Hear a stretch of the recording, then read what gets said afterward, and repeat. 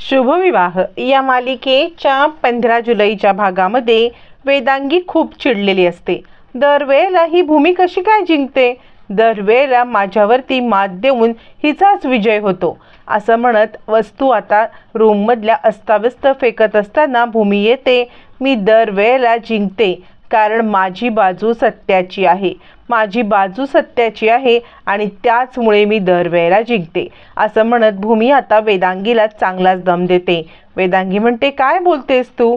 यावरती भूमी म्हणते, हे पण तुला मीच सांगायचं आहे का? वेदांगी म्हणते, तू काय बोलतेस मला खरंच काही कळत नाहीये। भूमी म्हणते, का बरं तू का बरं गार्डनमधले कारंज चालू करून त्या माणसाला भिजवून माझे फोटो खराब केलेस? वेदांगी म्हणते, सिरियसली तुला असं वाटतं की मी हे सगळं केलंय? खूप काही चुकीचं बोलतेस तू। अगं मी तुझी बेस्ट फ्रेंड आहे ना, मी असं का करेन?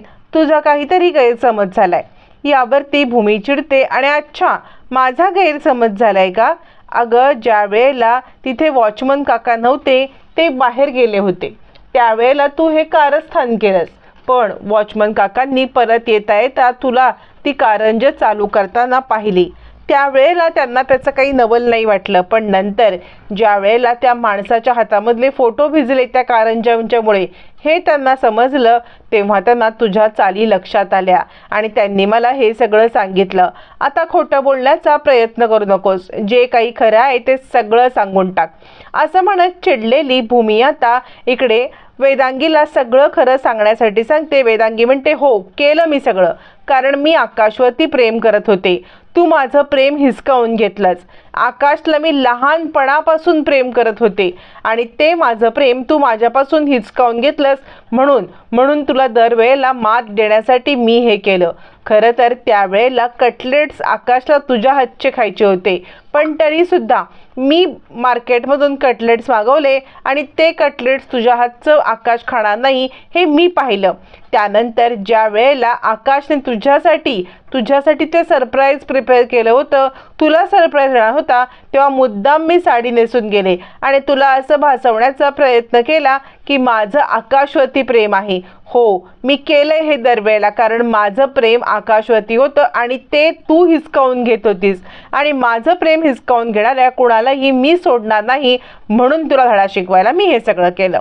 भूमी म्हणते, प्रेम म्हणजे काय असतं तुला माहिती आहे का? अगं निस्वार्थीपणे एखाद्यावरती केलेलं ते असतं प्रेम। अगं तुला प्रेमाची काय किंमत कळणार ज्या वेळेला आकाशला कळेल ना की तू हे सगळं केलंयस। यावरती मग आता वेदांगी म्हणते, म्हणजे तू आकाशला सगळं सत्य सांगणार आहेस? भूमी म्हणते, नाही मी आकाशला सगळं सत्य सांगणार नाही, कारण ना आकाशचा मैत्रीवरचा विश्वास उडेल आणि ते मला करू द्यायचं नाहीये आणि म्हणून मी आकाशला काहीही सांगणार नाहीये। पण मी आकाशला काही सांगणार नसले तरी एक बायको म्हणून मी तुला या घरामध्ये ठेवू शकत नाही। आत्ताच्या आत्ता इथून चालती हो। यावरती वेदांगी म्हणते, अच्छा म्हणजे तू मला हकलणार? तर भूमी म्हणते, मी हकलणार नाही, तू आत्ताच्या आत्ता इथून निघून जा। वेदांगी म्हणते, आणि मग तू रागिणी मावशीला आकाशला काय सांगणार तरी काय आहेस? का मला इथून हकललेस? यावरती भूमी म्हणते, हा प्रश्न माझा नाहीच आहे, मी त्यांना सांगणारच नाहीये की मी तुला हकललंय। तूच त्यांना सांगायचं आहेस की तू या घरातून चाललेली आहेस आणि का चाललेस, कुठे चाललेस हे सगळं तूच बघायचं। आणि जर का तू हे असं नाही ना केलंस तर मी आत्ताच्या आत्ता आकाशला, रागिणी आत्याला आणि आजींना तू आत्तापर्यंत केलेल्या कारस्थानाचा पाढा वाचेन, लक्षात आहे? त्यामुळे तुला आत्ताच्या आत्ता इथून निघून जाणं भाग आहे असं म्हणत भूमी आता वेदांगीचा उलटा गेम करते आणि वेदांगीला या घरातून हकलवून लावण्यासाठी मग मात्र भूमीने अचूक निर्णय घेतलेला असतो आणि वेदांगी या निर्णयामध्ये अडकते आणि तिला या घर सोडून जाण्यासाठी भूमी भाग पाडते आणि ती आता कुणाला काही न सांगता घर सोडून निघून गेल्यामुळे आकाश रुसलेला असतो। रुसलेल्या आकाशला किचनमध्ये गाल फुगवून पाहिलेलं बघून भूमी म्हणते, काय झालंय? माझा नवरा असा का बरं रुसलाय? आकाश म्हणतो, दिस इज नॉट फेअर, म्हणजे असं कोण करतं का? वेदांगी ही अशी डायरेक्ट कशी निघून जाऊ शकते? मला काही बोलली नाही, याच्या आधी काही मला सांगितलं नाही आणि अचानक निघून गेली। भूमी म्हणते, ती म्हटली ना की तिचं खूप महत्त्वाचं काम होतं म्हणून मला बोलली, तिचं खूप महत्त्वाचं काम आहे आणि ते काम केल्याशिवाय तिला चैन पडणार नव्हती आणि त्यासाठी मग मात्र तिने हे सगळं केलेलं आहे। असं म्हटल्यावरती मग आता इकडे आकाश म्हणतो, पण मला नाही पटत आहे हे असं वेदांगीचं वागणं मैत्रीमध्ये, धिस इज नॉट फेअर असं म्हणत आकाश खूप चिडलेला असतो.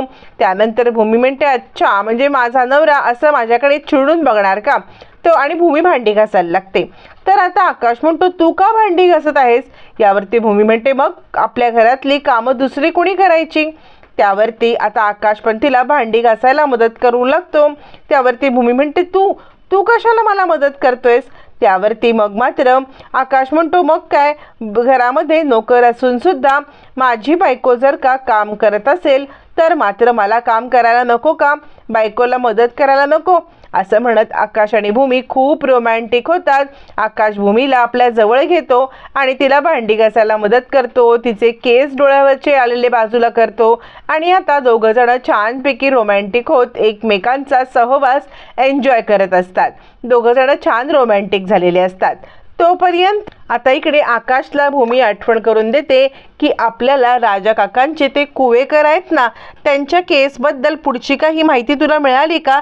यावरती आकाश म्हणतो, नाही, म्हणजे त्या संदर्भात मला चौकशी करायला पाहिजे. आपल्याच ऑफिसमधले शिंदे आहेत ना, त्यांनीच या सह्यांचं सगळं केलं होतं, त्यामुळे कुणाच्या सांगण्यावरून त्यांनी हे सह्या घेतल्यात किंवा असं काय घडलंय हे सत्य लवकरात लवकर शोधायला पाहिजे.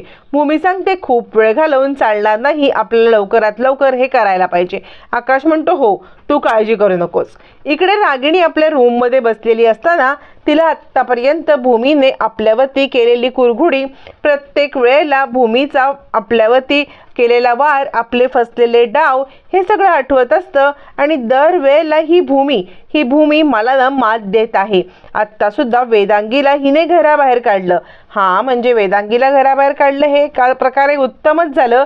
डोक्याला तापच झाली होती, हल्ली काही फायदा नाही आणि उगाचच तिचा डोक्याला ताप झाला होता असं म्हणत आता रागिणी विचार करते, पण आत्ता यापुढे मला भूमीला माझ्यावरती भारी पडू द्यायचंच नाहीये.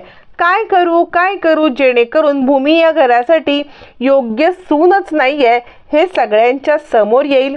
असं म्हटल्यावरती मग मात्र तिच्या डोक्यामध्ये काही विचार यायच्या आधीच आता मात्र गुरुजींचा फोन येतो आणि आता हे गुरुजी वेगळे असतात. ते सांगतात, अहो रागिणी मॅडम, तुम्हाला माहिती आहे ना, आम्ही तुमच्याकडे दरवर्षी आषाढी एकादशीला दिंडीसाठी येतो, आपला सगळा प्रोग्राम असतो. यावर्षी सुद्धा दिंडीचा प्रोग्राम करायचा आहे ना. यावरती रागिणी म्हणते, हो, तर दिंडीचा प्रोग्राम करायचाच आहे, पण या सगळ्यामध्ये मी तुम्हाला एक गोष्ट सांगू का, आत्ता या घराची नवीन सून आलेली आहे आणि नवीन सून आल्यामुळे मग मात्र या नवीन सुनेच्या हातूनच सगळे व्यवहार व्हावे असं मला वाटतं आणि म्हणून मी तुम्हाला या नवीन सुनेचा नंबर देते. यापुढे जे काही कोऑर्डिनेट करायचं ते तुम्ही या सुनेसोबत करायचं आहे असं म्हणत ती रागिणी आता भूमीचा नंबर देते. इकडे भूमीने आता मात्र लोकल दुकानामधून किराणा माल मागवलेला असतो आणि त्याचं ती बिल आता ॲपवरून पे करते आणि म्हणते, मोबाईलमध्ये तुम्हाला बिल मिळालं ना. तो माणूस म्हणतो, हो मॅडम, बिल मिळालंय आणि तो माणूस घरी जातो. त्यावेळेला इकडे आता लगेचच मानसी म्हणते, काय ग ताई, ज्या मोबाईल ॲपमधून तू बिल पेड केलंस त्याच मोबाईल ॲपमधून किंवा त्या वेगळ्या मोबाईल ॲपमधून तू वस्तू का नाही मागवत. भूमी म्हणते, कसं आहे ना, हे आपल्यासोबत वर्षानुवर्ष जोडले गेलेले असतात. म्हणजे आपलं ठीक आहे, आपण कॅश देऊन लगेचच खरेदी करू शकतो, पण काही लोकांना अडीनडीला प्रॉब्लेम येतो तेव्हा हेच दुकानदार उभे राहतात आणि तसंही या दुकानदारांचा बिझनेस चालला तर चांगलंच आहे की लोकल दुकानदारांना आपण प्रोत्साहन द्यायला पाहिजे. मानसी म्हणते, खरं सांगू का ताई, या तुझ्या मोठ्या मोठ्या गोष्टी काही मला समजत नसल्या तरी तू करतेस ते योग्य आहे इतकं समजतं, म्हणूनच या सगळ्यामधून मी ना या परीक्षेमधून मी माघार घेतली आणि तू बघितलीस ना कशी जिंकलीस ती. भूमी म्हणते, अजूनही माझी परीक्षा पूर्ण नाही झालेली आहे, परीक्षा पूर्ण होणं बाकी आहे आणि त्याआधी मला दुसरं महत्त्वाचं काम करायचं आहे, ते म्हणजे राजा काकांना निर्दोष सोडवणं. तुला माहिती आहे का, खूप महत्त्वाचा 3 पुरावे आपल्यापर्यंत मिळालेले आहेत. आत्तापर्यंत पहिला पुरावा हा आपल्याला कळलेला आहे की राजा काकांना आलेला तो कॉल फ्रॉड होता. तो फ्रॉड कॉलवरून राजा काकांना कॉल आला होता जो आपण तांडेलचा कॉल म्हणतोय, आणि दुसरं म्हणजे राजा काकांच्या सह्या सुद्धा फसवून घेण्यात आल्या होत्या. मानसी म्हणते आणि तिसरं काय? भूमी सांगते तिसरं काय आहे ना, हे आपल्या ऑफिसमधले शिंदे आहेत ना, यांच्याकडून आता आपल्याला समजणार आहे आणि त्या संदर्भात शिंदेंची भेट घेण्यासाठी आम्ही आता आजच जाणार आहोत, आकाश आणि मी, असं म्हणत भूमी मानसीला सगळं सांगत असताना इकडे लपून छपून पौर्णिमा मात्र आता नेहमीप्रमाणे कारस्थानं करत ऐकत असते. तोपर्यंत आता इकडे रागिणी सांगत असते, आई यावेळेला सगळी आषाढी एकादशीची सगळी जबाबदारी मी भूमीवरती सोपवलेली आहे. भूमी आता जे काही करेल ते, आणि ही तिची परीक्षा पण असणार आहे. आजी म्हणते घे ग घे, तुला जी काय परीक्षा घ्यायची ना माझ्या सुनेची ती घे, पण मला खात्री आहे की या परीक्षेमध्ये ती पास होणार, चांगल्या नंबरने पास होणार. असं म्हणत असताना भूमी आता एक वकिलांना घेऊन येते. रागिणी म्हणते काय ग भूमी, हे कोण आहेत? यावरती भूमी म्हणते आत्या, म्हणजे ना मी आजपासून ही केस, राजा काकांची केस यांच्या स्वाधीन केलेली आहे. यावरती रागिणी म्हणते यांच्या स्वाधीन? पण असं का भूमी? अगं आपलं तर ठरलंय ना की ही केस भानुशाली हँडल करणार. भूमी म्हणते आत्या, पण आत्तापर्यंत केसमधले लीड बघता भानुशाली फार काही या केसमध्ये करत नाही आहेत हे मला दिसतंय, त्यामुळे ह्यांना ना या केसमध्ये छानपैकी आपल्याला मदत करून घेता येईल. यावरती रागिणी म्हणते अगं पण भानुशालींना सगळ्या खाचाखोचा माहिती आहेत ना. भूमी म्हणते असल्यानं खाचाखोचा माहिती तरी सुद्धा हे वकील अभ्यास करतील. यावरती रागिणी म्हणते ठीक आहे, आता काय या घरामधल्या सगळ्या गोष्टी तूच ठरवायला लागलीस. वेदांगी सुद्धा तुलाच सांगून निघून गेली, म्हणजे आम्हाला काही सांगावं असं तिला वाटलं पण नाही. ठीक आहे, तू जे काही करशील ते चांगलं करशील, असं म्हणत रागिणी ॲक्च्युली भूमीला या सगळ्यामध्ये डिस्ट्रॅक्ट करण्याचा प्रयत्न करत असली तरी भूमी आपल्या अजिबात सत्यापासून किंवा आपल्या लक्षापासून बाजूला हटायला तयार नसते, आणि ती आता त्या वकिलाला नेमून भानुशालींचा इकडून पत्ताच कट करून टाकते. तोपर्यंत आता मात्र इकडे भूमी म्हणते काहीही झालं तरी राजा काकांना सोडवणं हीच माझी प्रायोरिटी असणार आहे, आणि या सगळ्यामध्ये हेच वकील मला नक्की मदत करतील. फायनली आता भानुशालींची हकलपट्टी झालेली असते, या वकिलांची नेमणूक झालेली असते. आता पुढची स्टेप असते ते म्हणजे ऑफिसमधल्या शिंदेंच्याकडून सत्य काढून घेणं. ऑफिसमधल्या शिंदेंकडून सत्य काढून घेत असताना आकाश ज्या वेळेला ऑफिसमध्ये येतो आणि म्हणतो बोला, या खोट्या सह्या राजा काकाच्या घेण्यासाठी तुम्हाला कुणी सांगितलं होतं? मला लवकरात लवकर जे काही आहे ना ते कळलंच पाहिजे, असं म्हणत चिडलेला आकाश आता मात्र लवकरात लवकर सत्य सांगा म्हणून शिंदेंवरती प्रेशर आणतो. तुम्हाला हे करण्यासाठी कुणी सांगितलेलं? तुम्हाला हे करण्यासाठी कुणी पैसे दिलेले? लवकर सत्य सांगा शिंदे, नाहीतर, असं म्हणत तिथे असलेली कप बशीमधली बशी हातात घेऊन आकाश फोडतो आणि त्या बशीने शिंदेना धम देतो. यावरती भूमी सांगते बोला शिंदे, लवकरात लवकर खरं बोला. आकाश सर खूप चिडले, जर का त्यांचा राग पराकोटीला गेला तर मात्र तुम्हाला खूप नुकसान होईल. शिंदे म्हणतात थांबा, सांगतो, मला सांगणारी ती व्यक्ती, असं म्हणत शिंदे आता सत्य सांगतात. तोपर्यंत रागिणी हे ऐकते आणि धावत पळत जाऊन आता कारमध्ये बसते. रागिणी पळ काढत असते, पण या सगळ्यामध्ये आकाशला सत्य समजलेलं आहे. रागिणीचा मोठा पर्दाफाश झालेला आहे.